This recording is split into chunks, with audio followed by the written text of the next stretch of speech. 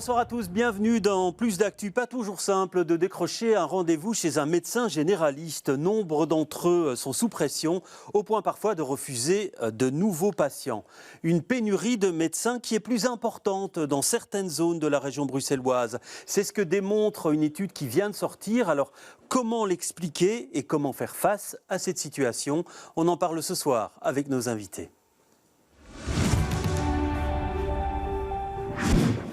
Voilà, des invités que je vais vous présenter tout de suite, en commençant par vous, Jonathan Inger, bonsoir. Bonsoir. Vous êtes le co-auteur de cette étude et vous travaillez à Vivalis, c'est l'administration qui coordonne les politiques sociales et de santé ici en région bruxelloise. Et puis j'ai le plaisir aussi d'accueillir Laurence Cuvelier, bonsoir.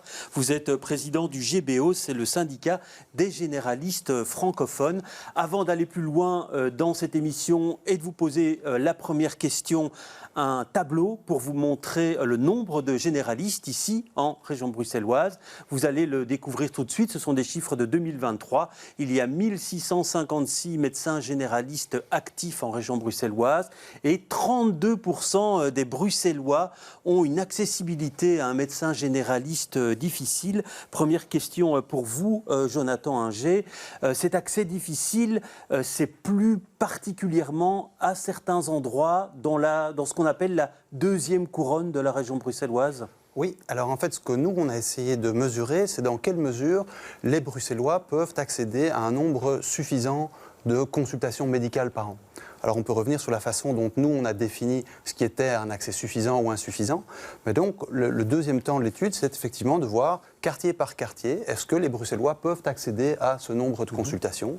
Et effectivement, c'est dans la deuxième couronne bruxelloise, donc dans la périphérie de la région bruxelloise, à l'intérieur de la région, qu'apparaissent les situations qui sont les plus tendues, en ce compris dans des quartiers de logements sociaux. Et donc il y a effectivement une variation de la facilité pour les Bruxellois d'accéder à un nombre suffisant de médecins généralistes qui est relativement importante. On constate qu'il y a des communes qui sont très peu concernées par ce type de difficultés. Si vous regardez à Etterbeek, on n'a à peu près pas ce genre de situation. Mais dans d'autres cas, par exemple à Gansoren ou à Ever, eh bien, on va trouver une part importante de la population qui vit dans des quartiers où il n'y a pas d'offre médicale suffisante à proximité du domicile, puisque c'est vraiment ça qu'on a essayé de mesurer, c'est l'accessibilité spatiale. Oui. Alors Laurence Cuvelier, j'imagine que ça ne vous étonne pas, ce constat. Comment est-ce que les médecins vivent cette situation au quotidien, cette pénurie? Mais ils se défendent comme ils peuvent, c'est-à-dire qu'ils ne veulent pas aboutir au surménage, donc il y en a beaucoup qui limitent la disponibilité horaire, mais ça pose évidemment des problèmes, c'est-à-dire que s'il y a des gens qui font des restrictions, il y en a d'autres qui doivent assumer, que ce soit d'autres médecins généralistes ou alors les services d'urgence, qui n'est pas une bonne chose pour la santé. Oui, et donc vous avez l'impression qu'il y a une partie des médecins qui aujourd'hui sont dans une situation où ils n'en peuvent plus finalement face à l'afflux de patients ou à l'afflux des demandes? Beaucoup de médecins ne prennent plus de nouveaux patients. Donc en fait, ça concerne aussi des médecins qui sont plutôt en fin de parcours, mais parmi les jeunes, ils limitent aussi leurs heures de disponibilité. C'est-à-dire que la plupart des jeunes médecins ne travaillent pas plein temps. Oui. Alors vous avez chiffré ce nombre de médecins qui refusent de nouveaux patients. Vous avez un pourcentage? Oui, donc là, au terme de cette enquête, on considère qu'il y a de l'ordre de 15% des médecins qui refusent ou qui sont en situation de ne plus pouvoir accepter de nouveaux patients. Et à côté de ces 15%, il y a encore 43% des médecins qui nous indiquent accepter des nouveaux patients, mais sous condition ou avec parcimonie. Et donc là, c'est effectivement des difficultés à accepter une nouvelle patientèle qui concerne une part relativement significative des médecins bruxellois, avec dans la géographie pas de pattern clair, donc pas de structure extrêmement claire, mais des difficultés en termes de saturation qui sont plus présentes en deuxième couronne et dans certains quartiers plus spécifiques. Alors justement, on a été voir une maison médicale à Gansoren qui est concernée par cet afflux de patients et qui ne peut pas y faire face. Regardez cet extrait de reportage. C'est une journée chargée qui s'annonce pour le docteur Meyer. Mais pour beaucoup de généralistes, l'enchaînement des consultations, c'est la routine. Souvent, quand on arrive, l'agenda est quasiment rempli. Un des premiers trucs que je fais quand j'arrive, c'est que je demande s'il reste encore des places pour la journée. Et c'est vrai que souvent, en fait, il en reste quelques-unes en fin de journée. Mais ça se remplit très vite. Souvent, le matin, il y a déjà plus de place. Maison médicale, bonjour. Nous sommes ici dans une maison médicale à Gansoren, une des communes où la possibilité d'avoir un rendez-vous avec un généraliste à proximité de son domicile est la plus faible, presque 2 fois moins que la moyenne bruxelloise. On a une liste d'attente qui actuellement malheureusement est d'environ 6 mois. Donc là ici on est en train de contacter les patients qui se sont inscrits sur liste d'attente cet été pour une inscription ici pour le mois d'avril. On ne peut pas vous dire précisément, mais ça tourne autour de 6-7 mois. Souvent, les gens sont un peu déçus, ils ne s'attendent pas à de tels délais. Maintenant, nous, du coup, on donne potentiellement des contacts d'autres médecins avec qui on a parfois des partenariats ou autres, qui peuvent recevoir les patients. Retour à cette carte réalisée par Vivalis. Si on enlève les généralistes qui continuent de travailler après leur pension, ou encore celles et ceux qui réalisent de nombreuses heures supplémentaires, la carte vire au rouge. Si la capitale se porte mieux que de nombreuses autres zones en termes de pénurie, 15% des généralistes à Bruxelles n'acceptent plus de nouveaux patients. Alors Laurence Cuvelier, vous avez l'impression que cette pénurie de médecins, elle va aller en augmentant ? Je pense, oui. Je pense qu'il y a différents facteurs qui jouent et qui se combinent. D'abord, il y a eu une production insuffisante de médecins généralistes qu'on est en train d'un peu combler. Il y a beaucoup de généralistes qui ne travaillent plus à plein temps. Il y a aussi un certain nombre de généralistes, et ce n'est pas négligeable, ça tourne autour de 20% qui arrêtent après entre 5 et 10 ans. Et donc, on n'est pas du tout à l'abri, dans les années qui suivent, d'un maintien de cette pénurie relative. Oui. Alors ce qu'on voit très bien dans votre étude, c'est que ça dépend finalement de la pyramide de l'âge. On a des médecins plus âgés qui continuent à travailler beaucoup et des médecins plus jeunes finalement qui font des choix de vie professionnels différents. Effectivement, je pense que la façon de travailler, elle s'adapte à notre nouveau mode de vie. Peut-être que les couples sont aujourd'hui plus souvent des couples de 2 personnes qui travaillent. Et donc ça veut dire qu'on a moins de conjoints aidants par rapport à des représentations plus anciennes qu'on peut avoir de la façon de pratiquer une activité professionnelle, dont celle de médecin. Et donc c'est vrai que ça entraîne tout un tas de changements, entre autres du nombre d'heures prestées, de la volonté de travailler beaucoup ou moins. Et donc ça a été dit, la façon dont la région peut affronter les besoins, aujourd'hui on peut considérer qu'elle est peu soutenable parce que de l'ordre de 18% des médecins sont des médecins qui travaillent au-delà de l'âge de la pension, parce que de nombreux médecins, plus de la moitié, désireraient travailler moins que ce qu'ils ne travaillent aujourd'hui.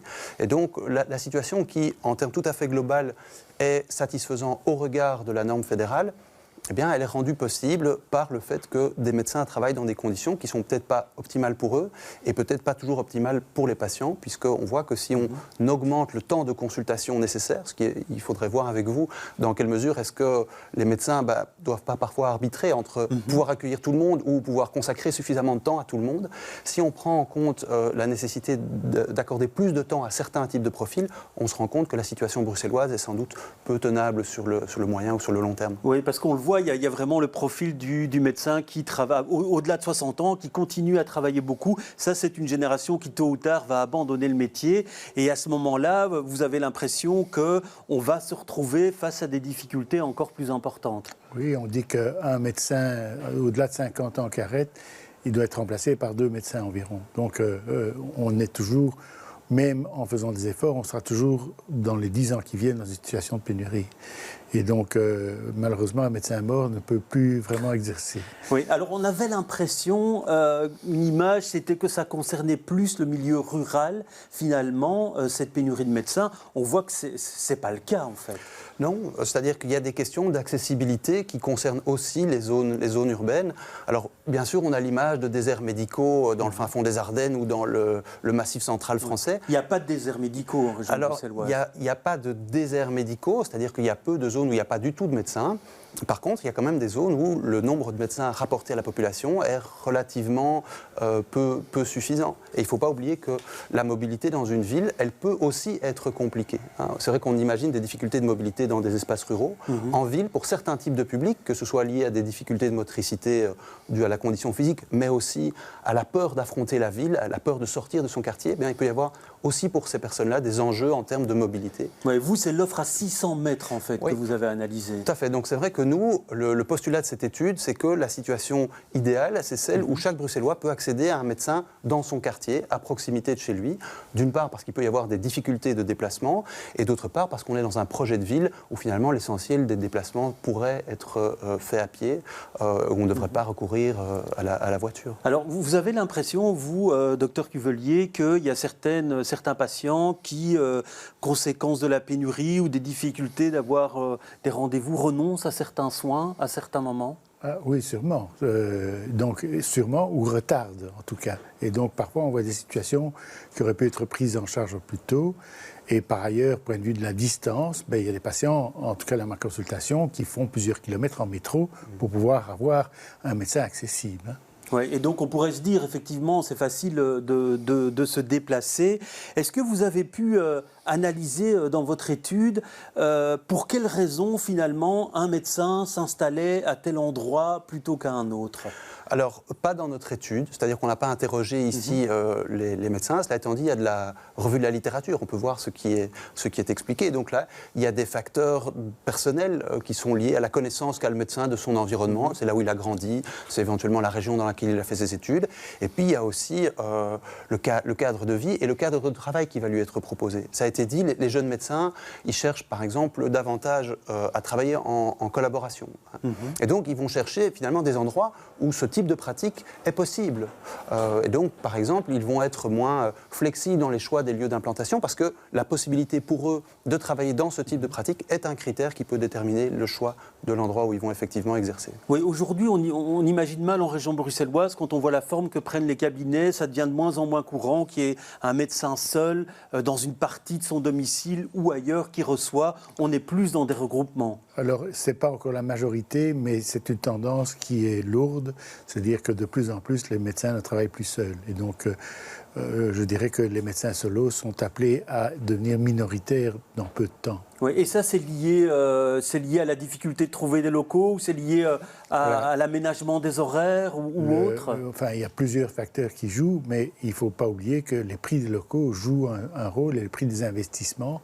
Et donc, c'est beaucoup plus simple d'être à plusieurs, aussi pour une question de disponibilité, c'est-à-dire qu'on peut assurer la continuité des soins à plusieurs, mais si on est seul, on doit être sur pied de 8h du matin à 8h du soir.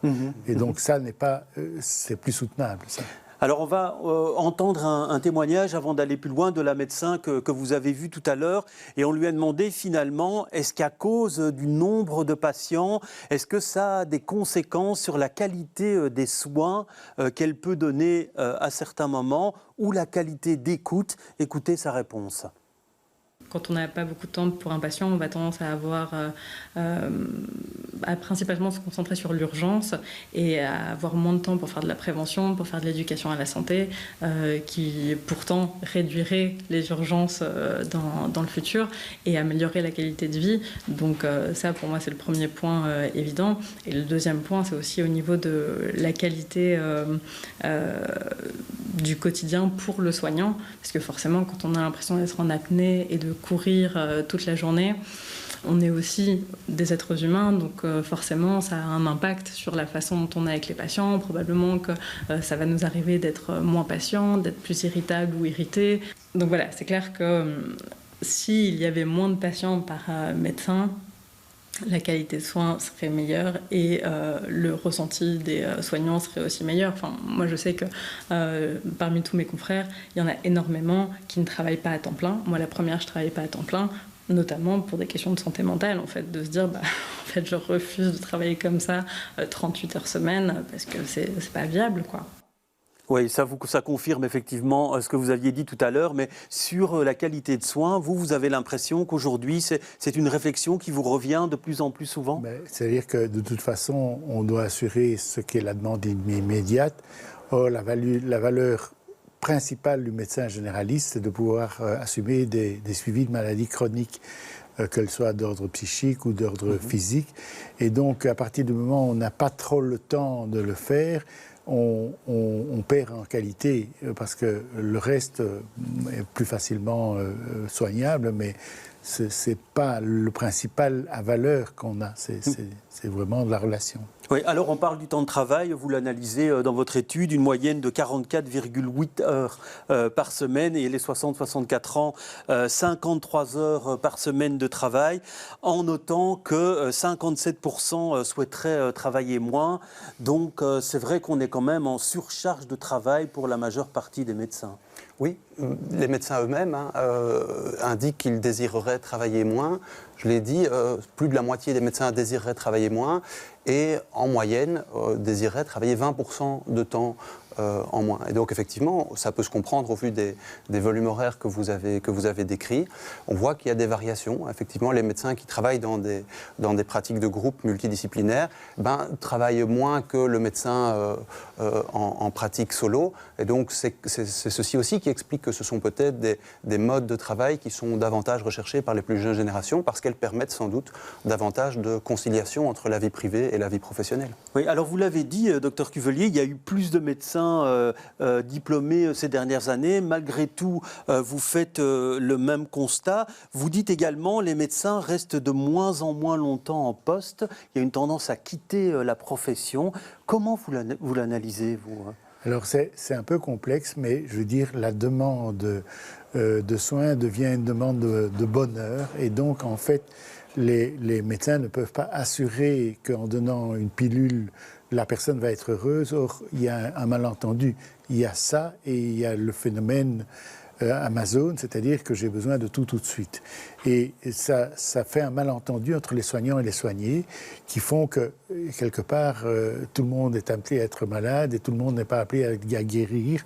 Et on demande un peu à la médecine l'impossible. Et je pense que c'est surtout parmi les jeunes confrères, il y a un phénomène de lassitude qui s'installe parce qu'il y a un malentendu fondamental. Et donc, malgré la longueur des études, malgré l'investissement que ça nécessite, l'abandon de la profession est quand même est assez courant, d'après ce que vous dites. Oui, donc on estime dans les 5 à 10 ans, 20% abandonnent la médecine, ou bien ils se tournent vers une pratique du genre ONE, médecine scolaire, une pratique plus soft, ou bien ils arrêtent complètement la médecine. Donc, quand on dit 1600 médecins, en fait, là-dedans, il n'y a que 943 médecins qui font une pratique de médecine générale effective.